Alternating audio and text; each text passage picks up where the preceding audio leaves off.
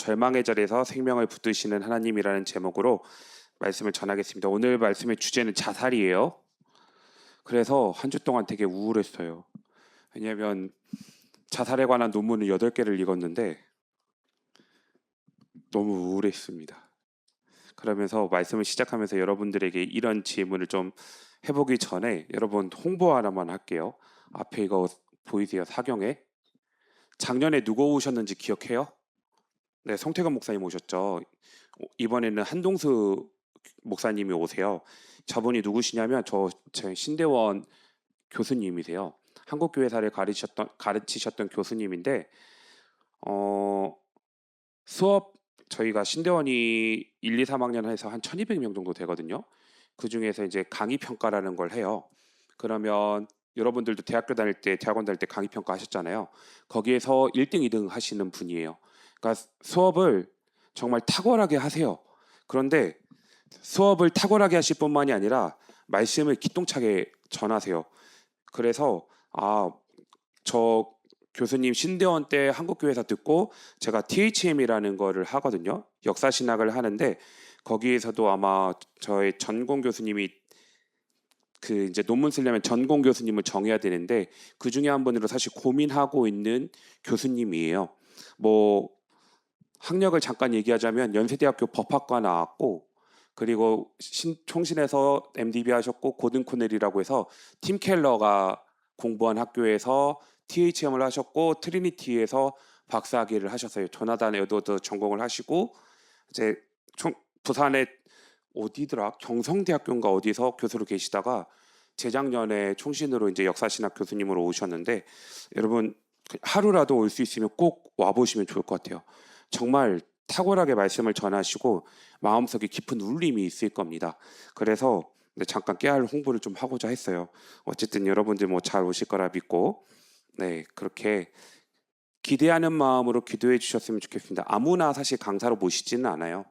특별히 이제 사경이다 보니까 여러분들의 마음속에 있는 그 말씀에 대한 갈급함 그런 부분들이 아마 해결될 수 있는 시간이 되지 않을까라는 저의 강력한 확신이 있습니다. 어쨌든 사경에는 이쯤 말씀드리고 여러분 질문을 하나 해볼게요.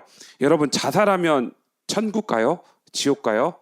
앞에 전제가 예수 믿는 사람이 교회 다녔던 사람이 자살하면 천국 간다? 지옥 간다?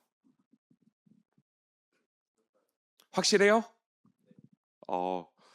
그렇게 보면 진짜 같잖아요. 여러분 어떻게 생각해요? 이런 질문들 많이 해보지 않았어요? 학교 다닐 때? 어떻게 될까요? 이름은 얘기하지 않을 테니까 어떻게 될 것 같아요? 혹시 천국 간다고 생각하시는 분? 그럼 지옥 간다. 그럼 모르겠다.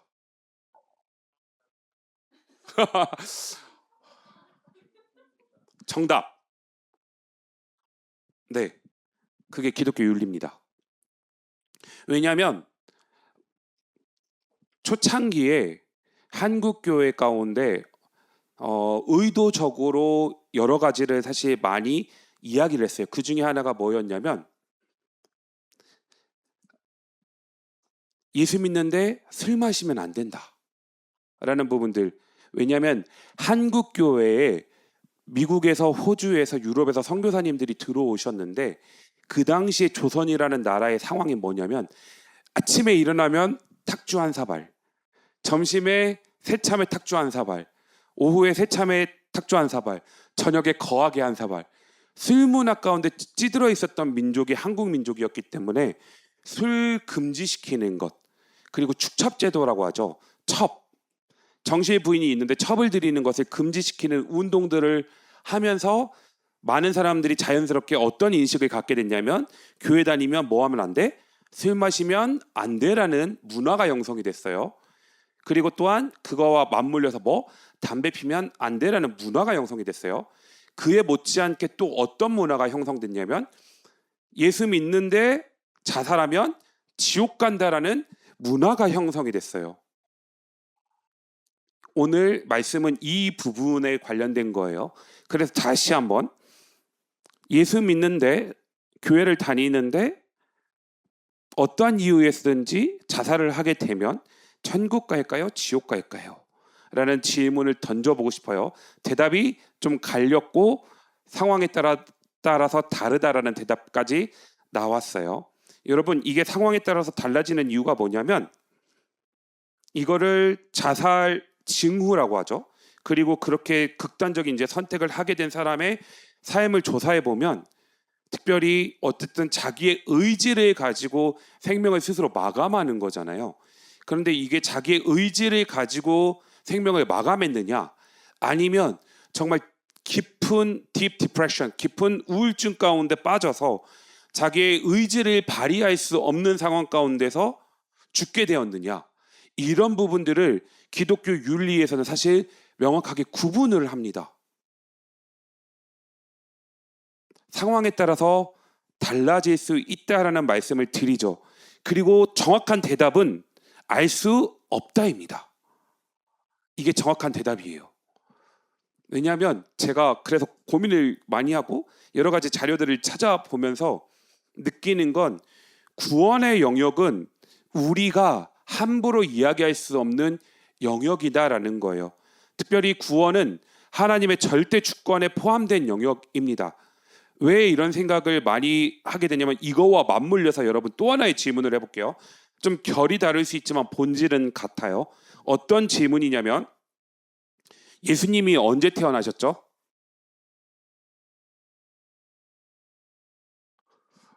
너무 뻔한 질문이어서 다들 당황한 느낌인데 언제 태어나셨어요, 강윤아? 아니 대윤이 역사학과니까. 아 이렇게 실명 미안해요. 실명 거론해서 미안해. 우리가 예수님이 그냥 태어난 거를 사실 before Christ anno domini 해가지고 AD로 쓰잖아요. 00년으로 치잖아요. 역사적으로 보면 한 AD가 아니에요. 00년이 아니에요. 사실 조금 더 앞에 태어나셨어요. BC 04 한 이 정도로 추정을 하거든요. 어쨌든 그 어간에 예수님이 이 땅 가운데 인간의 몸을 입고 오셨을 때 이 땅, 우리가 살고 있는 이 땅의 역사는 어떤 민족의 역사였을까요? 어떤 나라가 세워져 있었을까요? 사만 시대였어요. 네, 여러분 그러면 저의 질문은 여기에요. 그 시대에 팔레스타인의 예수라는 사람이 왔고 예수 믿어야 천국 간다라는 이야기들을 들었던 사람들이 있고 그 반대편에 살고 있었던 고구려 백제 신라 마한 진한 변환에 살고 있었던 이 사람들은 예수라는 사람의 소문도 듣지 못했는데 이 사람들은 그럼 다 지옥 갈까요? 아 그래요? 자, 이순신 장군 천국 갔을까요? 지옥 갔을까요? 지옥 갔어요? 천국 갔다라고 생각하시는 분은 없어요? 그럼 싹 다 지옥 갔어요? 네, 궁금하시죠? 천국 가서 확인해 보세요. 그게 제일 정확하고 이거를 말씀드리는 이유가 뭐냐면 우리가 이 사람이 천국 갔다 지옥 갔다라고 함부로 얘기할 수가 없다라는 걸 말씀드리는 거예요. 왜냐하면 구원은 하나님의 절대 주권이다라는 부분이에요. 이런 논지에서 보면 자살도 여러분 마찬가지예요. 저 사람은 자살했으니까 지옥 갔을 거야라고 우리가 쉽게 이야기할 수 없다라는 부분들을 여러분 반드시 뭐 하셔야 되냐면 인지하고 계셔야 돼요. 내가 지옥 갔다라고 얘기를 했는데 천국에 있으면, 반대로 내가 천국에 갔다라고 얘기했는데 지옥에 있으면 안 되는 거잖아요. 그 부분을 먼저 좀 생각을 하면서 여러분 우리나라 OECD에 보고된 우리나라의 자살률이 있어요. 2026년 7월까지 발표된 우리나라의 10만 명당 자살률은 얼마냐면 24.8명입니다. 어느 정도 수치인지 감이 안 오시죠? OECD 회원국 중에서 자살률 1위 국가예요. 그뿐만이 아니고 나쁜 건 다 대한민국이 1위예요. 뭐 음주, 마약 막 싹 다 나쁜 거 1위인데 그 중에서 자살률이 OECD 국가 중에서 1위예요. 그러면 사람들은 왜 자살을 하게 될까요? 왜 그럴까요? 이 부분을 여러분 깊이 한번 오늘 본문의 말씀을 통해서 생각해 봤으면 좋겠습니다. 여러분 사람들이 왜 자살한다라고 생각을 하세요? 말씀을 보고 논문들을 읽으면서 내린 결론은 뭐냐면 탈출구가 없어요.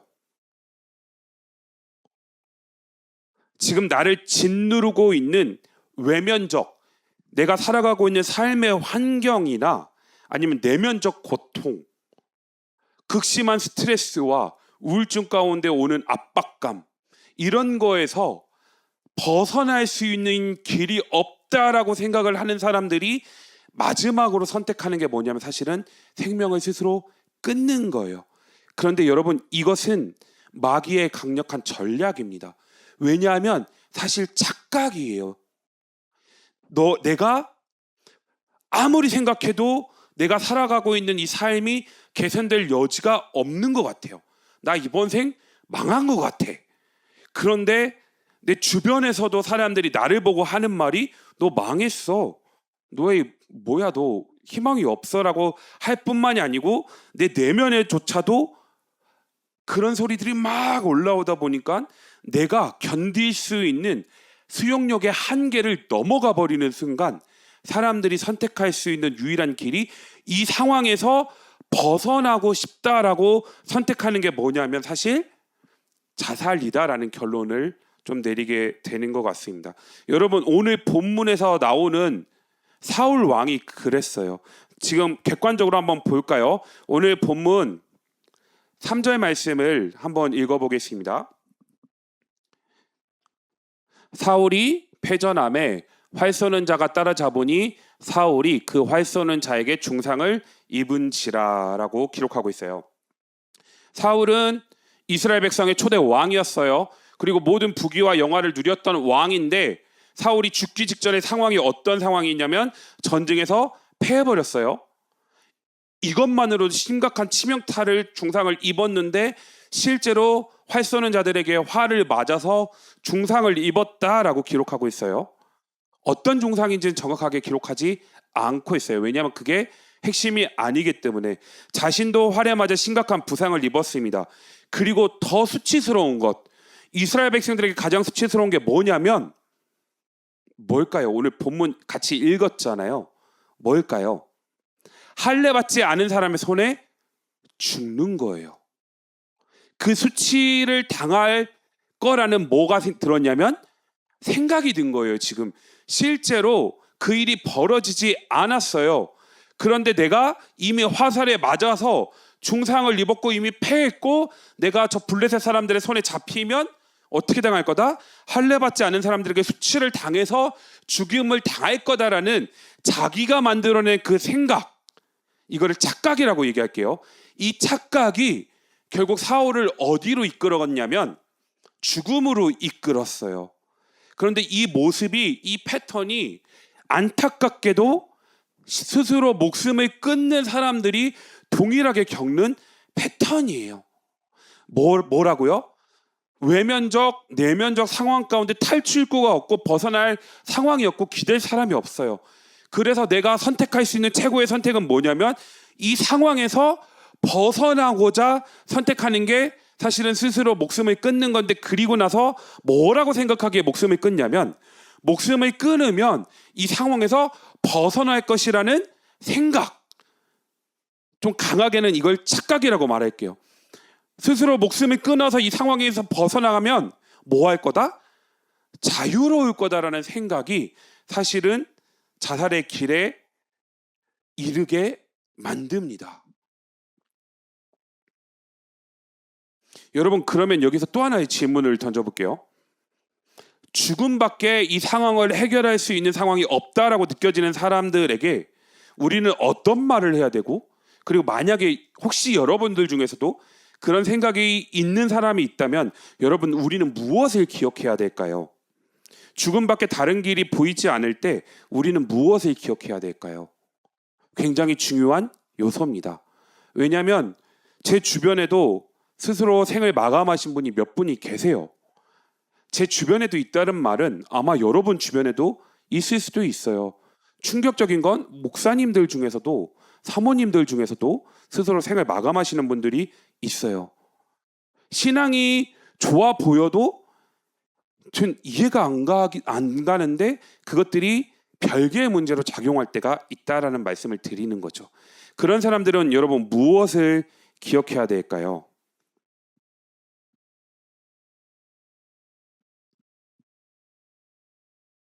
한번 잠깐 생각해 볼래요? 만약에 그런 일이 없어야 되겠지만 내 주변에 이런 사람이 있다라고 하면 여러분은 그 사람에게 뭐라고 얘기할래요? 한번 잠깐 생각해 보실래요?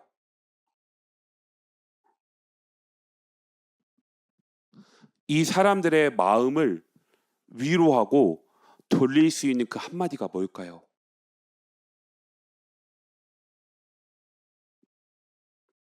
포인트는 어디냐면 착각에 있어요.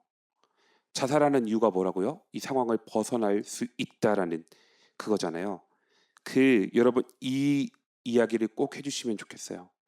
너가 너의 삶을 봤을 때 인생의 결론을 이미 내렸지만 하나님의 입장에 있어서는 하나님의 관점에서는 너의 삶의 결론이 이미 내려진 것이 아니다. 즉 너가 봤을 때 너의 삶은 절망이라고 느끼지만 하나님 입장에서는 그 절망이 끝이 아니다라는 부분이에요.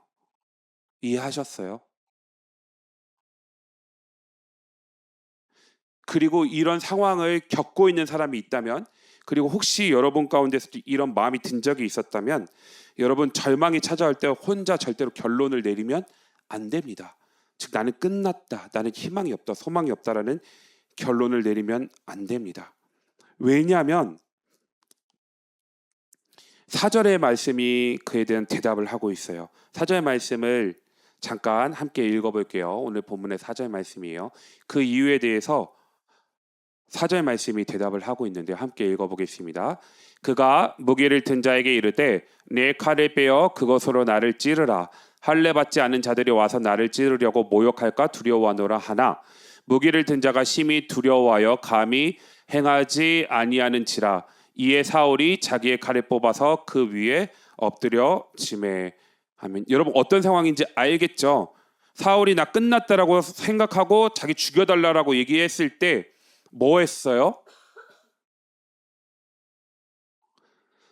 그리고 옆에 있는 신하가 있었어요. 그러니까 사울이 왕이었잖아요. 왕의 경호대가 있었거든요. 경호하는 사람 한 명에게 뭐라고 지금 부탁하는 장면이냐면 저 할례 받은 사람에게 내가 죽임 당하지 않도록 나 뭐 해달라고요? 죽여달라고 지금 부탁하는 거예요. 중간에 모욕할까 두려워하노라 하나 무기를 든 자가 어떻게 한다고요? 심히 두려워해서요. 옆에 있었던 신하에게 나 죽여달라고 부탁을 했는데 옆에 있는 신하는 왜 사울 왕 죽이는 걸 두려워했을까요? 왕이 명령했지만 왕의 생명을 자신의 손으로 죽이는 것을 두려워했다라고 성경이 기록합니다. 왜요? 생명이 하나님 손에 있음을 이 신하도 알고 있었기 때문이에요. 여러분 이 관점이 정말 중요해요. 내가 이 상황에서 벗어날 수 있는 유일한 탈출구는 내가 죽음으로써 이 상황을 넘어가는 거다라고 생각하는 그 이면에 어떠한 생각이 깔려 있냐면 지난주에 이야기했던 자율성의 개념이 깔려 있어요. 내 생명은 누구 거다? 내 거다라는 생각이 있어요.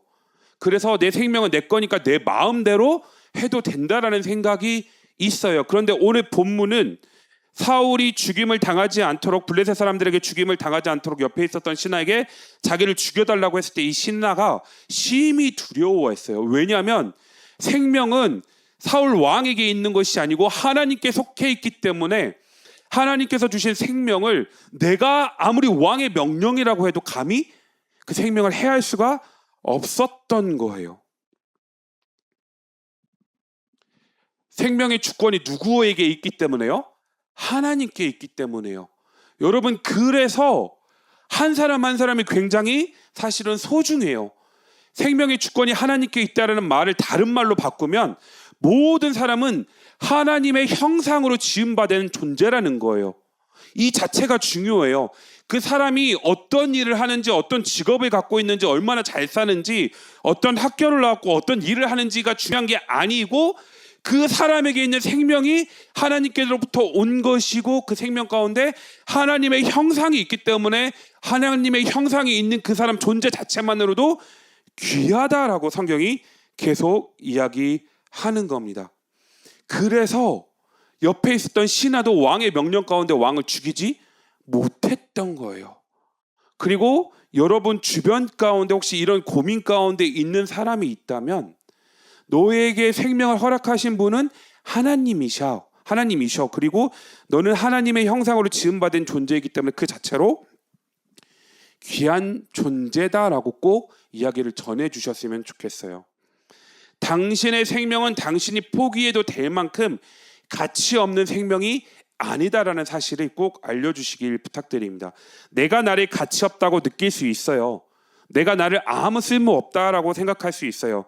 그러나 내가 느끼는 나의 가치와 하나님께서 나를 바라보시는 그 가치가 같지 않다라는 사실입니다. 여러분, 우리는 정말 놀랍게도 누구의 몸값이냐면 예수님의 피값이에요. 그 누구도 예수님께서 피로 값주고 사신 나라는 존재를 함부로 할 수가 없어요. 함부로 해서도 안 돼요. 왜요? 예수님의 피값이기 때문에요. 그런데 고통은 하나님의 형상을 지워버리려고 막 열심히 몸부림치지만 하나님의 형상을 지울 수 없어요.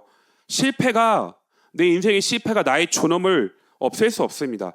그리고 사람들의 평가가, 주변 사람들의 이야기가 하나님의 창조를 취소할 수 없어요.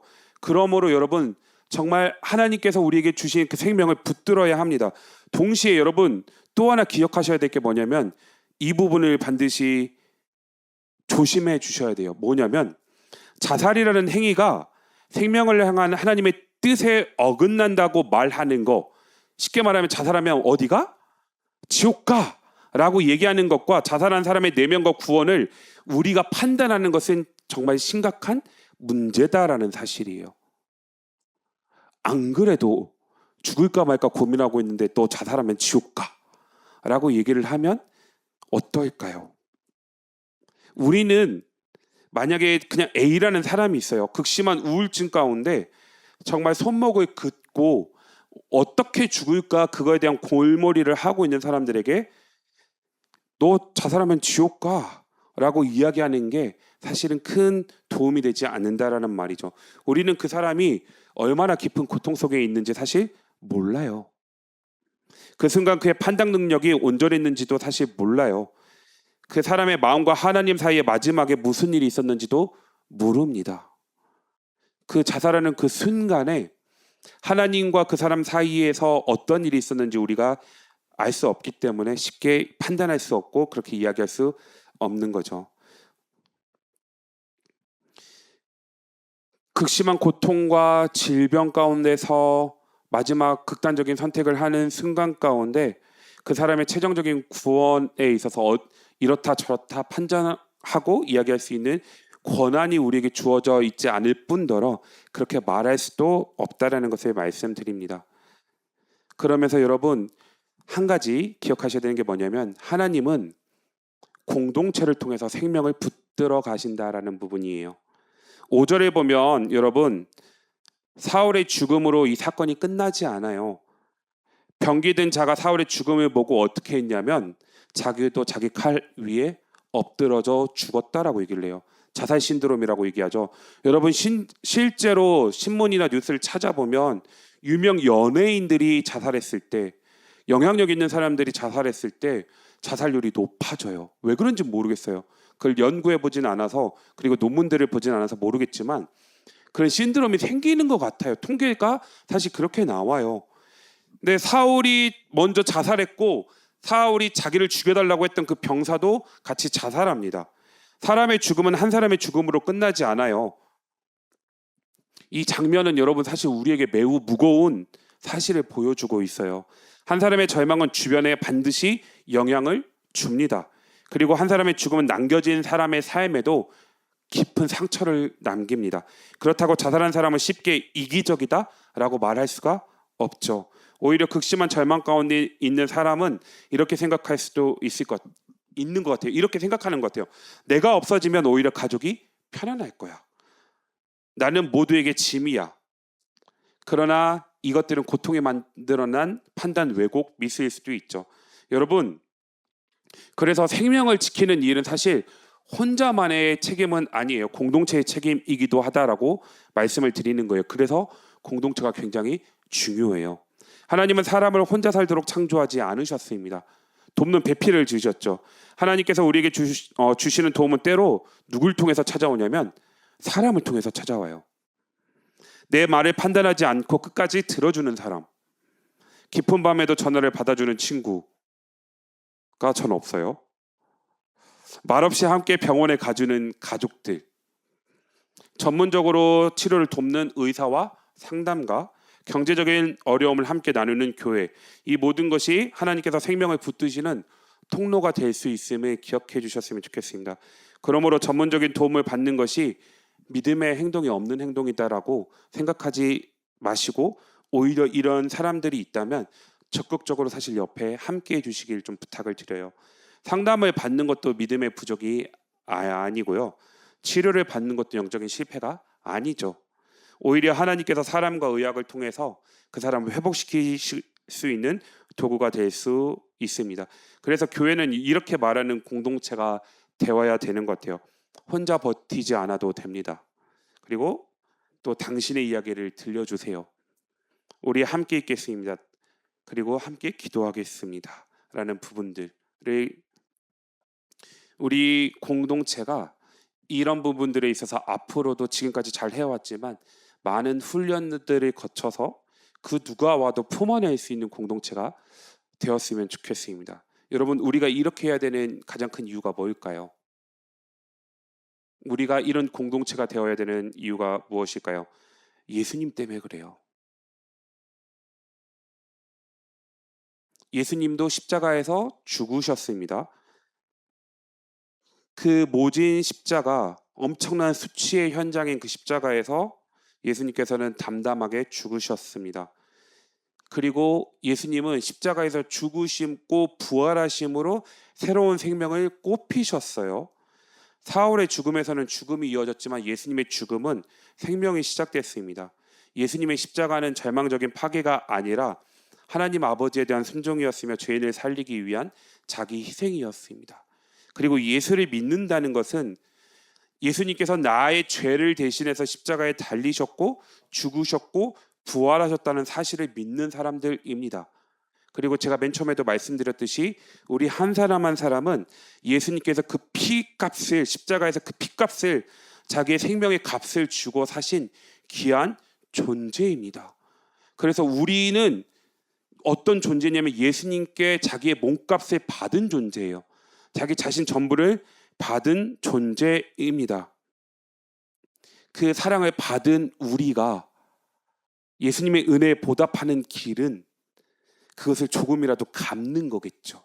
그렇지 않으면 사실 배은 망덕한 거예요. 그렇죠?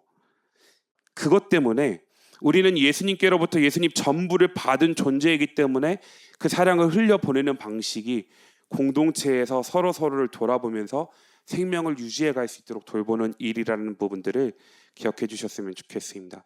여러분, 말씀을 맺을게요.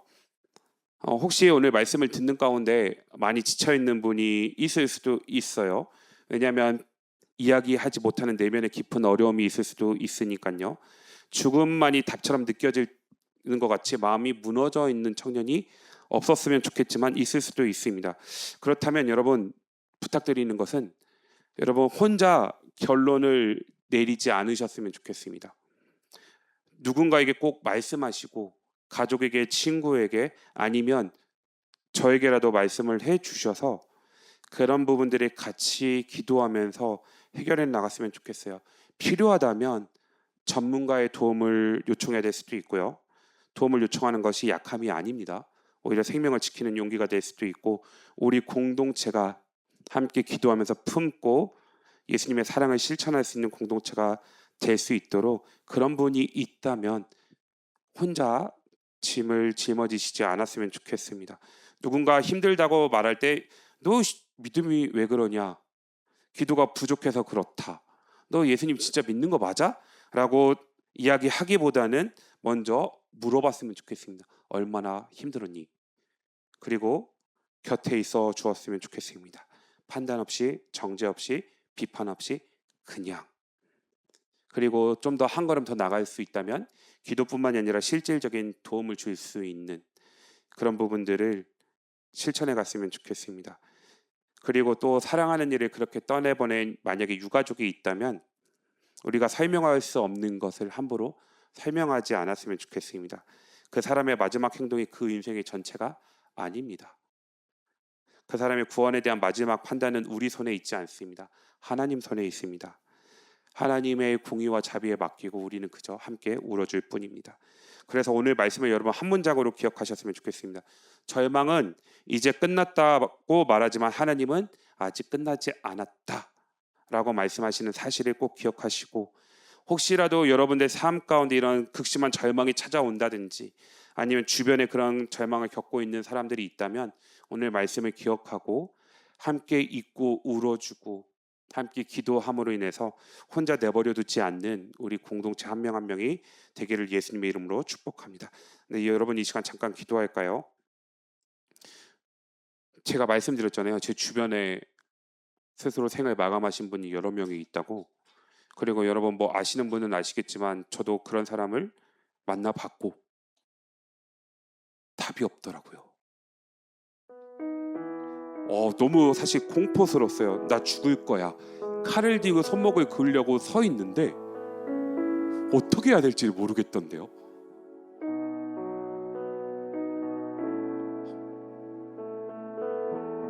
이 부분을 말씀드리는 이유는 이런 일들이 여러분들에게 안 일어났으면 좋겠지만 어떻게 될지 모르기 때문이에요.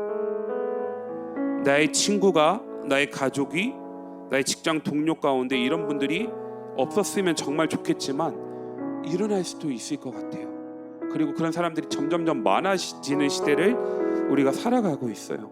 여러분 이런 사람들에게 우리가 어떻게 해야 될까요? 그리고 깊은 절망 가운데 있는 이 상황을 벗어나는 것은 목숨을 끊는 것만이 답이다라고 생각하고 있는 사람들이 있다면 우리는 무엇을 해줄 수가 있을까요? 그들에게 섣부르게 이야기하지 않았으면 좋겠습니다. 그것보다 정말 아무 말 없이 그냥 옆에 함께 있어주는 거, 그리고 잠잠히 조용히 기도해주는 거, 그렇게 옆에 있다 보면 그 사람이 물어올 겁니다. 너는 뭔데 왜 나랑 같이 있어줘? 라고 할 때, 그렇게 물어올 때 예수님의 사랑 때문에 그래. 하나님께서 너의 삶을 포기하지 않고 계시기 때문에 나도 너를 포기할 수가 없어 라고 반드시 이야기할 날이 올 겁니다. 여러분 우선은 1차적으로 여러분 스스로가 그런 깊은 절망이 찾아올 때 하나님 그 절망 가운데 빠지지 않고 공동체와 함께 이것들을 사실 이겨나갈 수 있게 해달라고 기도해 주시고, 두 번째로는 내 주변에 그런 지체들이 있다면 하나님 은혜를 베풀어 주시고 상황과 마음을 바꿔 주셔서 하나님 아버지 그런 고통에서 벗어날 수 있게 해달라고 이 시간 함께 기도하고 제가 축도로 예배 마치도록 하겠습니다. 기도하겠습니다.